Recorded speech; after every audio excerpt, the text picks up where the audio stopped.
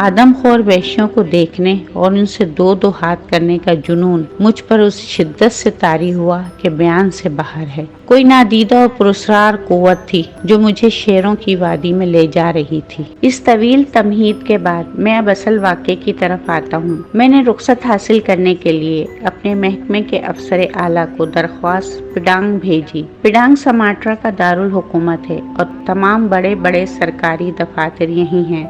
दरख्वास्त में मैंने सिर्फ ये जाहिर किया कि मैं ये रुख्सत सिर्फ सैरो सियाहत और थकन दूर करने के लिए ले रहा हूँ। उम्मीद के मुताबिक ये दरख्वास्त जल्द ही मंजूर हो गई और मैं जिंदगी की आखिरी और खतरनाक तरीन मुहिम पर रवाना होने की तैयारियों में मसरूफ हो गया। सबसे पहले मैंने अनाई के इलाके का मुकम्मल नक्शा हासिल किया और फिर ऐसे रहबर की तलाश हुई जो इस इलाके में घूमने का अमली तजुर्बा रखता हो। पेलमिंग में शिकारियों और सयाहों की सहूलत के लिए हुकूमत ने एक अलहदा महकमा खोल रखा है जहां से उन्हें हर किस्म की मालूमात और नक्शे बहम पहुंचाए जाते हैं और जरूरत पड़ने पर मामूली रकम के एवज एक ऐसा शख्स भी मुहैया कर दिया जाता है जो सयाहों और शिकारियों को जंगलों और पहाड़ों में लिए फिरता है। इत्तेफाक की बात है कि जब मैं पेलम्बिंग के महकमा सैरो सेहत में अनाई के नक्शे लेने गया तो वहाँ दो अमरीकी सयाहों से मुलाकात हुई। एक का नाम था निक्सन और दूसरे का विलियम। गुफ्तगू के दरमियान में ये पता चल गया कि न सिर्फ वो सैरो सेहत से भी दिलचस्पी रखते हैं बल्कि अच्छे शिकारी भी हैं। मैं अमरीकी लोगों से मिलकर इसलिए खुश होता हूँ कि वो निहायत जिंदा दिल,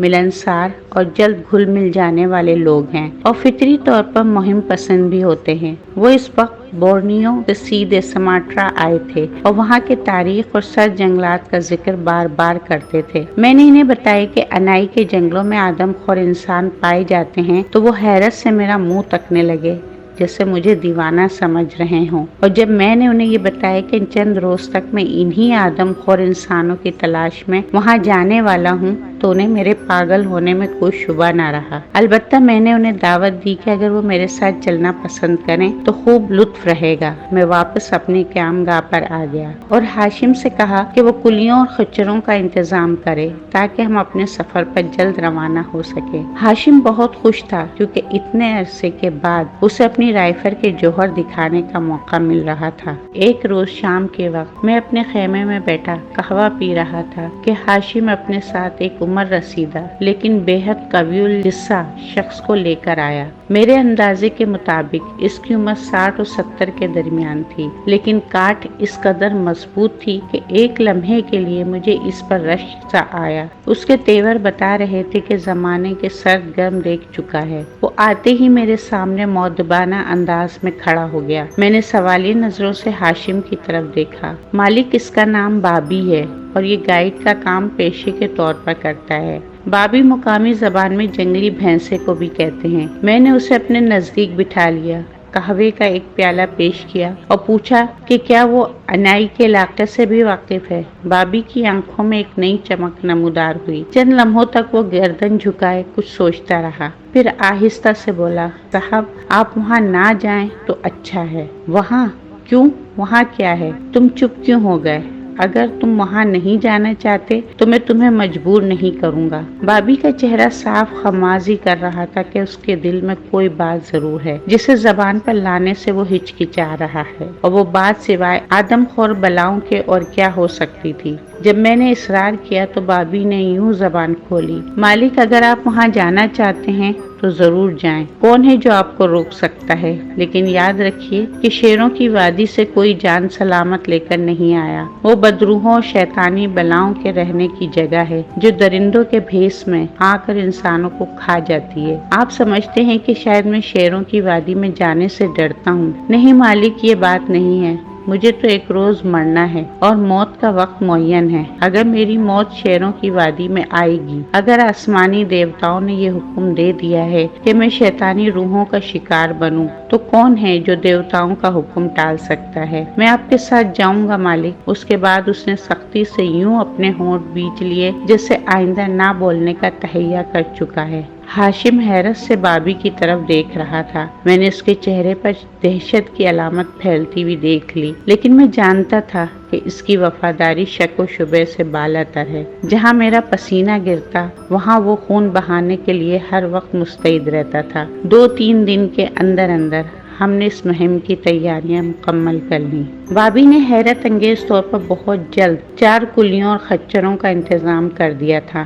میں نے اندازہ لگایا کہ وہ نہایت کم سخن اور اپنے کام سے کام رکھنے والا آدمی ہے۔ ہاشم کی طرح فضول گفتگو اور گپ بازی کا فن اسے نہیں آتا تھا۔ میں اس سے کبھی بھی کچھ پوچھنے کی کوشش کرتا تو صرف گردن ہلاتا اور مسکرا کر کسی اور کام میں مصروف ہو جاتا۔ بہرحال مجھے اس پر پورا اعتماد تھا کہ وہ ہمیں دغا نہیں دے گا۔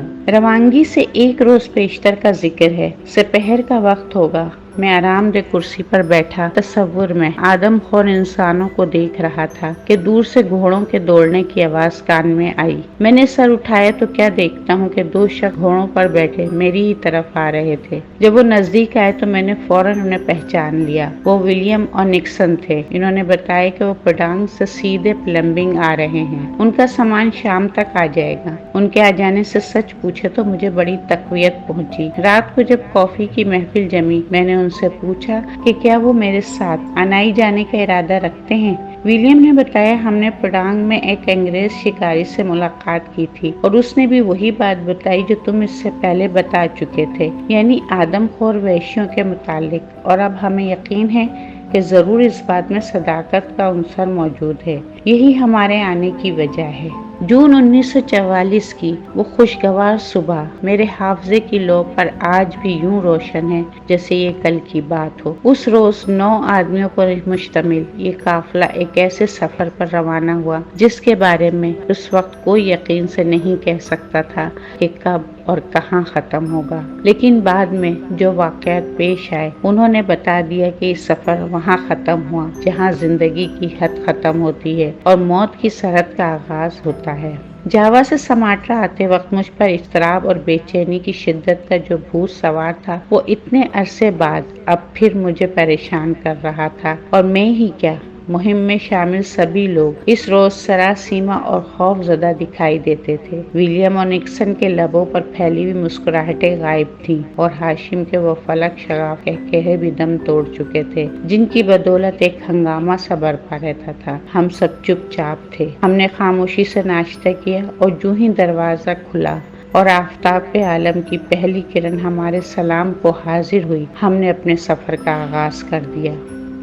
3 روز تک مسلسل دن رات ہم شیروں کی وادی کی طرف بڑھتے رہے۔ راہ میں اگرچہ ہماری زبانوں پر پڑے وہ پھل کھل گئے تھے، امریکی شکاریوں کی خوش طبعی واپس آ گئی تھی اور ہاشم کے کہکہوں میں بھی جان پڑ گئی تھی، لیکن اس کے باوجود دہشت کی ایک ہلکی سی لہر تھی جو اس قافلے میں پھیلی ہوئی ضرور محسوس ہوتی تھی۔ بوڑھا بابی بے حد پراسرار اور عجیب شخصیت کا مالک تھا۔ اس کے چہرے سے یہ اندازہ لگانا محال تھا کہ وہ فکر مند ہے یا نہیں۔ وہ کچھ سوچ رہا تھا۔ راستے کا نقشہ ساتھ ہونے کے باوجود ہم سب اس کے رحم و کرم پر تھے، اور میں نے پہلے ہی سب کو سمجھا دیا تھا کہ بابی کو ہر ممکن طریقے سے راضی رکھا جائے۔ انائی سے کوئی 1 میل ادھر ایک چھوٹا سا کمپوننگ ہے۔ کمپوننگ مقامی زبان میں گاؤں کو کہتے ہیں۔ دوپہر کا وقت تھا جب ہم اس کمپوننگ کے قریب پہنچے، ایک ندی کے کنارے جس میں پانی کم تھا اور کیچڑ زیادہ۔ ہم نے ڈیرے ڈال دیے کیونکہ بھوک سے ہمارے پیٹ میں چوہے دوڑ رہے تھے۔